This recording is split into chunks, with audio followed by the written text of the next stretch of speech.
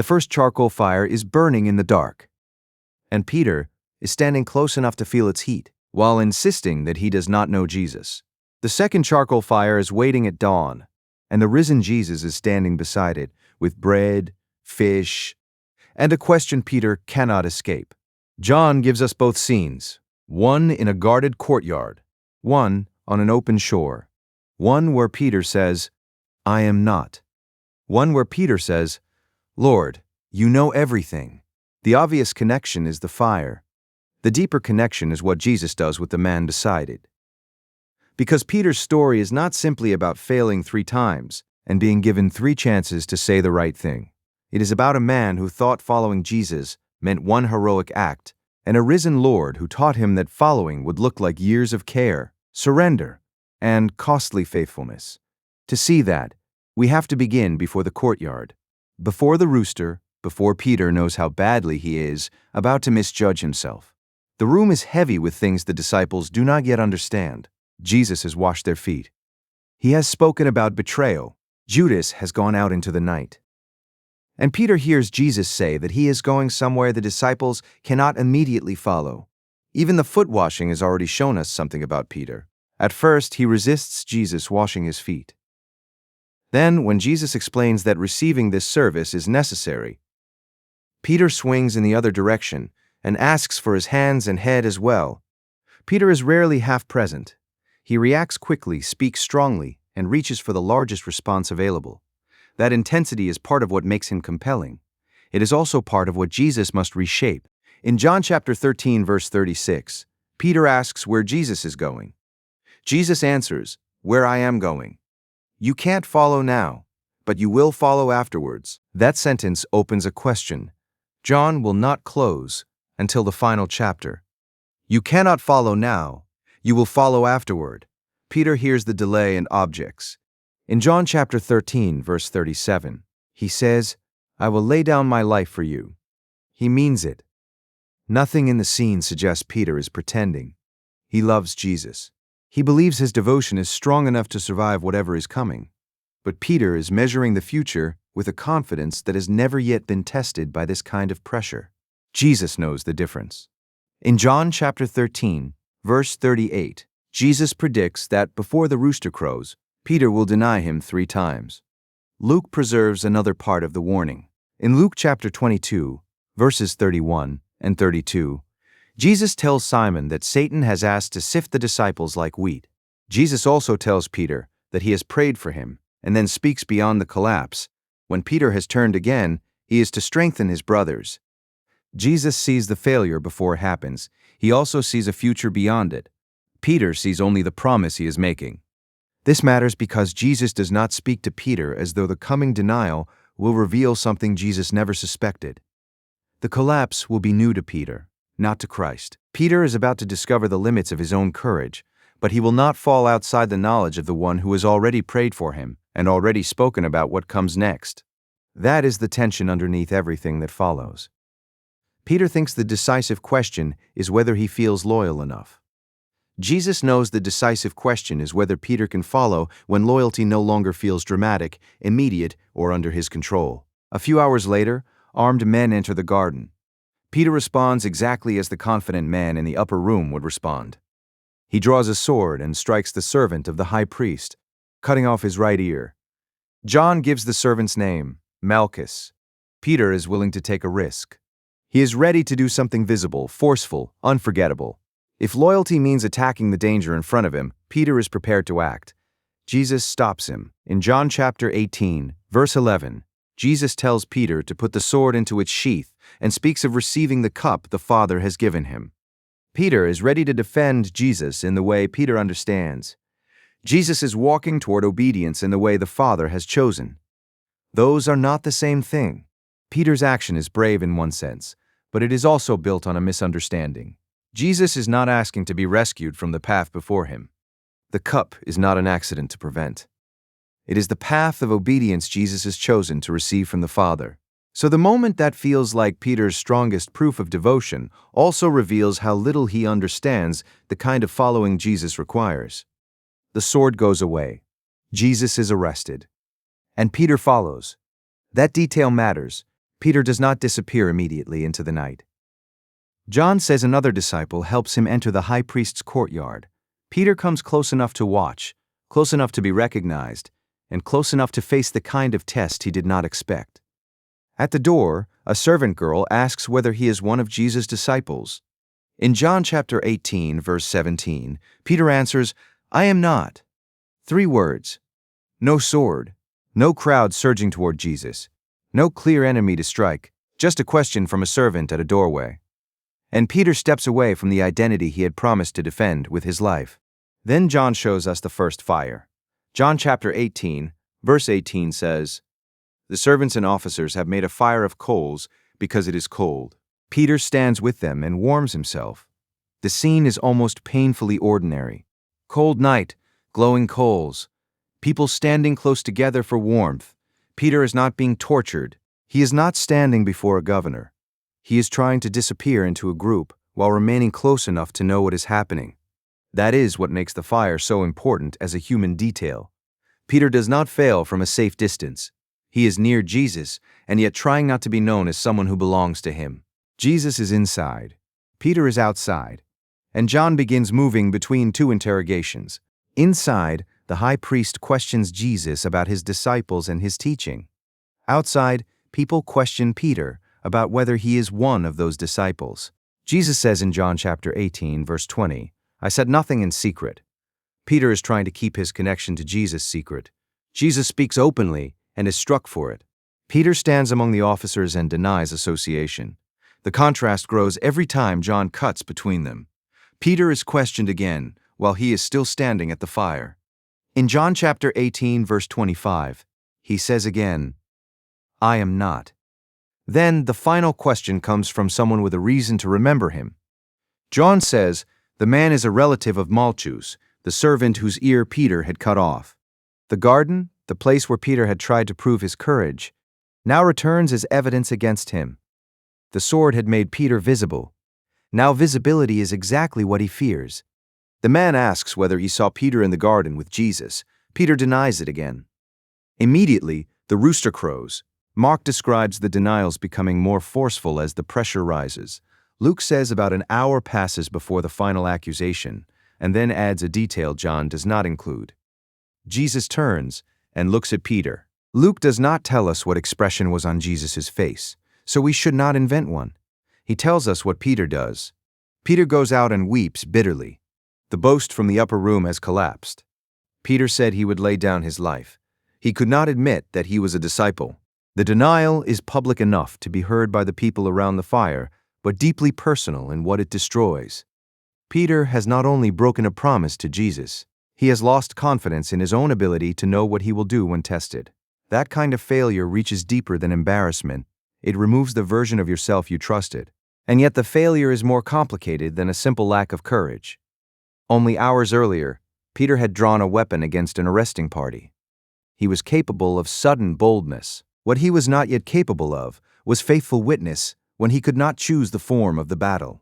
A sword can make a person feel strong in a moment. Discipleship has to survive the moment after that. Peter had imagined loyalty as one great act. Jesus was leading him toward a life. Then Jesus is crucified. Peter cannot reverse the denial. His grief cannot change what he said.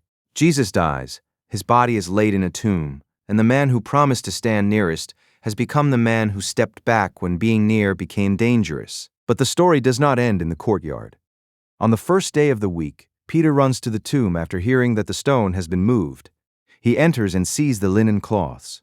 Later, the risen Jesus appears to the disciples behind locked doors. Then he appears again when Thomas is present.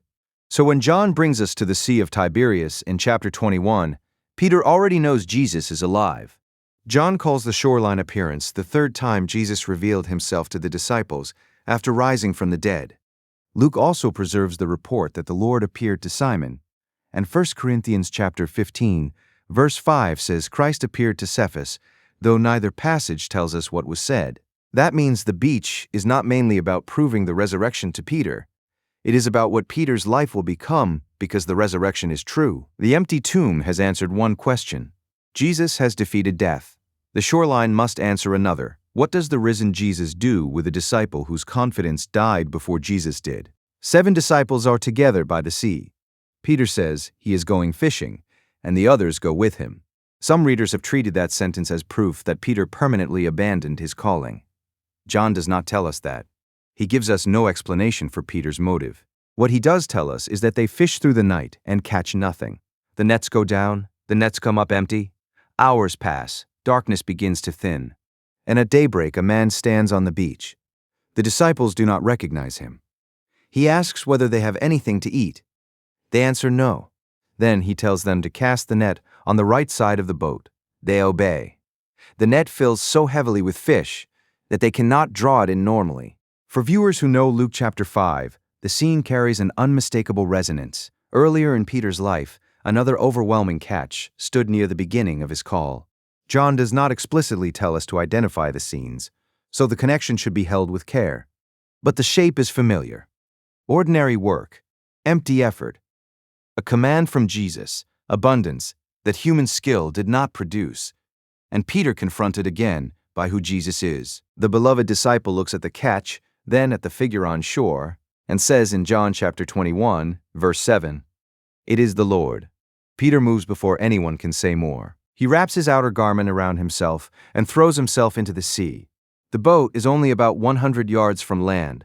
Peter could have waited. He could have arrived with the group. He could have let someone else speak first. He does not.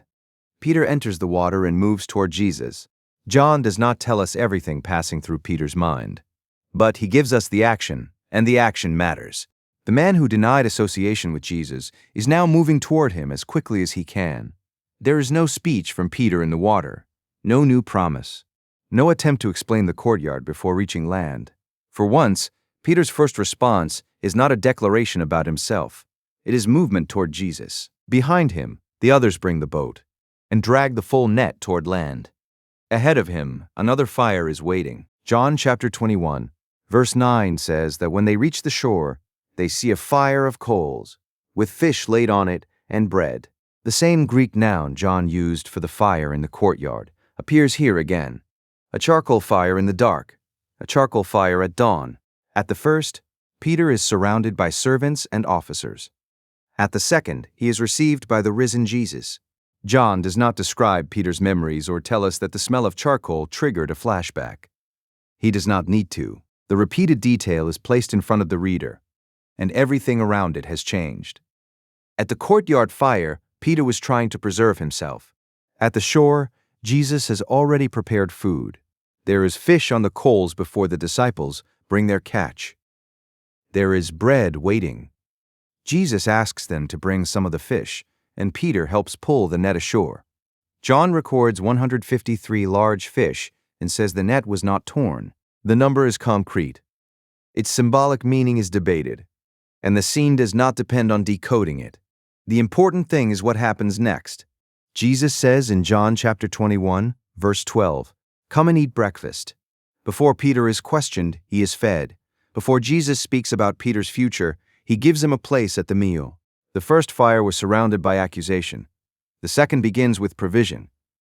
That does not mean the denial will be ignored. It means the conversation about failure happens inside a relationship Jesus has already chosen to continue. The disciples eat.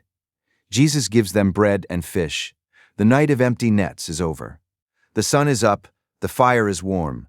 Peter is sitting near the one he denied. John does not record anyone rushing to fill the silence. The disciples know it is the Lord. The scene does not need noise. The risen Jesus is close enough to hand them bread, and Peter remains there long enough for the conversation that follows. This is not avoidance. It is also not cheap reassurance. Jesus is about to take Peter back to the central question of discipleship, but he does it after welcome has been made visible.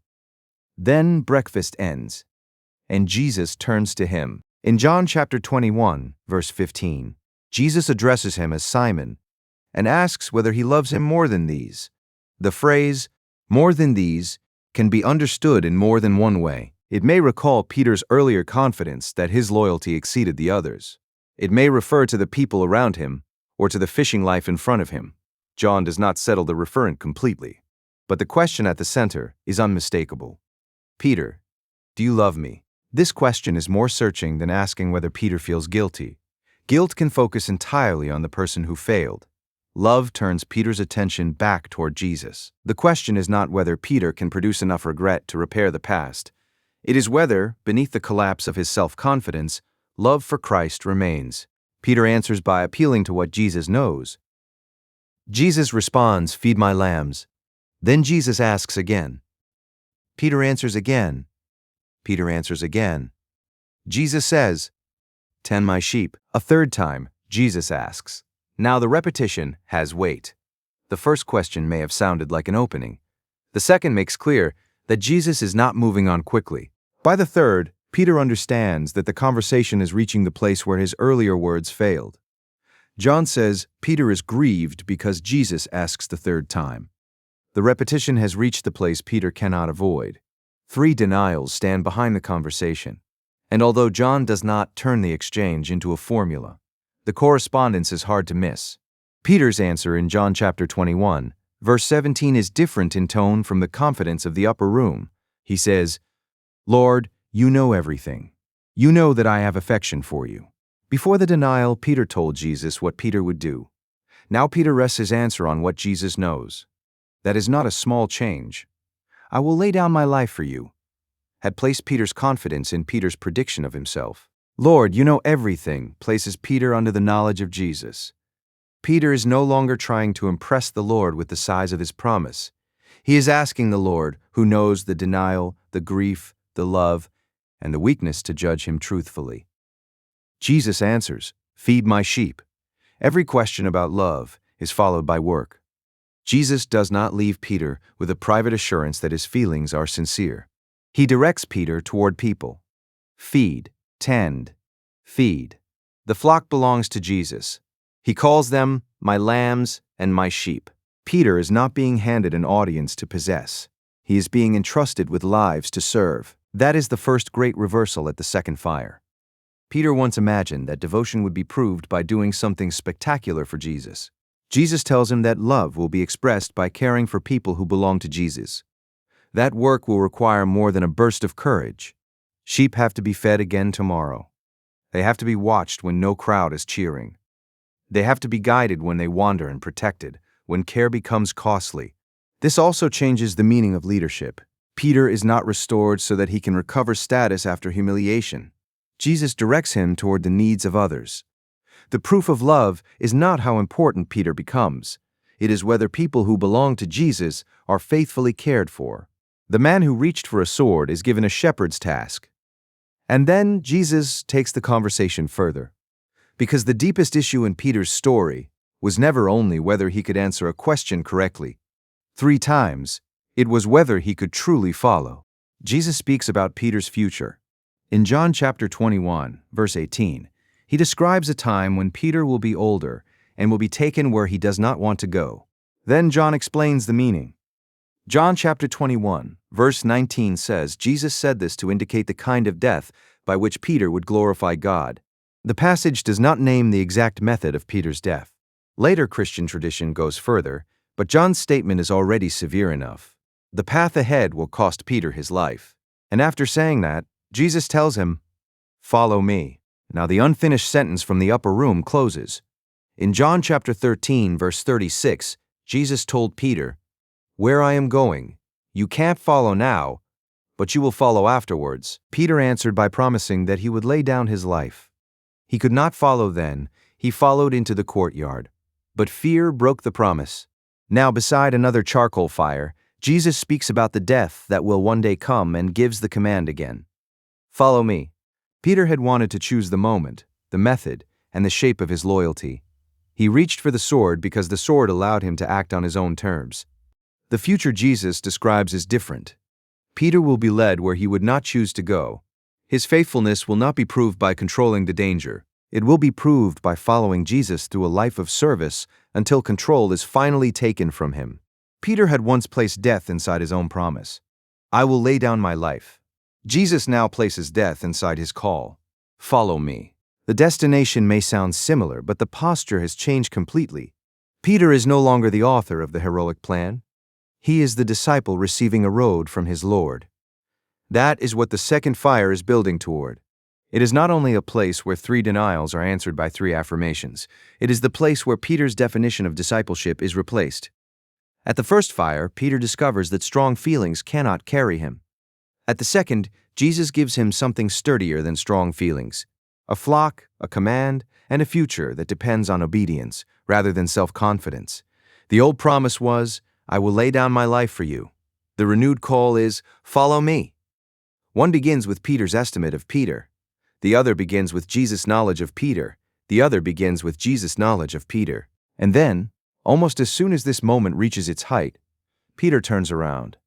He sees the beloved disciple following and asks in John chapter 21, verse 21, "Lord, what about this man?" It is such a human movement. Peter has just received his own assignment, his own warning, and his own call. Then he looks sideways. What about him? Jesus refuses. What about him? Jesus refuses the comparison. In John chapter 21, verse 22, he says that even if he wanted the other disciple to remain until his return, that was not Peter's concern. Then he says, "You follow me." Peter's path will not become clearer by measuring it against someone else's. Comparison offers the illusion of information. If Peter can learn what will happen to the other disciple, perhaps he can place his own cost on a scale. Perhaps he can decide whether his road is fair. Jesus does not give him that scale. One disciple may face one kind of cost, another may face something different. Peter is not given the map of another person's future. He is given a command for his own. John then shows why exact wording matters. A report spreads that the beloved disciple would not die, but Jesus had not promised that. He had asked a conditional question. John carefully corrects the rumor by distinguishing what Jesus said from what people concluded. That small correction belongs in the chapter because it protects the entire lesson from drifting into speculation. The fires are connected. The questions echo the denials. The command to follow completes the earlier promise. Those conclusions arise from the text. But John does not tell us that the smell of coals triggered Peter's memory. He does not explain exactly what "more than these" refers to. He does not assign a hidden meaning to the number of fish. The strongest reading does not need invented certainty. The clear movement is already enough. Peter is received. Peter is brought face to face with his love and failure. Peter is entrusted with Jesus' people. Peter is told the road will cost him. Peter is called to follow without comparison. Peter is called to follow without comparison. That is restoration in this passage, but it is not restoration reduced to comfort. Jesus does not send Peter back to the night before the denial and let him try the same performance again. He moves Peter forward as a different kind of disciple. The difference is visible in the way Peter speaks. Before the courtyard, he makes a declaration about his own strength. Beside the shore, he appeals to Jesus' knowledge. The difference is visible in the work he receives. Before the arrest, Peter imagines one decisive sacrifice. After breakfast, Jesus gives him people who will need long, patient care. And the difference is visible in the road ahead. Peter once wanted to follow through a danger he could confront with a weapon. Jesus calls him toward a future he cannot control. This passage offers real hope to believers who have failed. It does not say sin is harmless, and it does not promise that every lost position will be returned. Restoration to Christ cannot be used as a shortcut around truth, accountability, biblical character, or the protection of people who have been harmed. Peter's calling as an apostle is unique, but the shape of Jesus' work with him is still clear enough to matter. A failed believer may assume there are only 2 possible responses: hide what happened or be permanently reduced to it. Jesus does neither with Peter. He brings the failure into the light without making failure the only truth about him. Jesus takes the initiative. He does not define Peter only by the denial. He also does not pretend the denial never happened. He gives Peter a way forward that is centered on love, service, and obedience. That is why second chance is true but incomplete. A second chance can sound like the same person making the same promise with more determination. Jesus does not ask Peter for a louder version of the upper room speech. He asks for love that feeds people. He calls for faithfulness that accepts cost. He tells Peter to stop looking sideways and follow. And the book of Acts shows that the shoreline conversation was not empty reassurance. In Acts chapter 2, after the Holy Spirit is poured out at Pentecost, Peter stands with the 11, and addresses the crowd in Jerusalem. The man who once said, "I am not," now publicly proclaims Jesus. The change is not presented as Peter finally discovering enough confidence inside himself. Acts places his witness inside the resurrection of Jesus and the work of the Holy Spirit. Later, in Acts chapter 4, Peter and John stand before rulers, elders, and scribes. Peter is questioned by authorities again. The setting is dangerous again, but the answer is different. In the courtyard, Peter had tried to remain close to Jesus without being identified with him. In Acts, identification is the point of his witness. He speaks about the one the authorities rejected and the one God raised. The courtyard was not the last time Peter would face pressure. It was the last time that night would define the limit of his future. Peter does not become flawless. Galatians chapter 2 records a later moment when Paul confronts him over serious inconsistency. Restoration is not perfection, and calling does not remove the need for correction. But Peter is no longer trapped beside the first fire. The sound of the rooster remains part of his story. So does the voice on the shore. "Feed my sheep. Follow me." The first fire exposed the weakness Peter could not see. The second revealed the faithfulness of Jesus that Peter had not yet learned to trust. Jesus did not restore Peter by rebuilding the image of the fearless disciple who would never fail. That image had burned away in the courtyard. He restored him by giving him a truer place to stand. Known completely, called personally, entrusted with people, led forward one step at a time. Peter denied Jesus beside one charcoal fire. Beside another, Jesus did not ask him to make a better promise. He gave him breakfast, brought the failure into the light, placed a flock in front of him, and opened the road Peter had once been unable to walk. Then he said, "Follow me."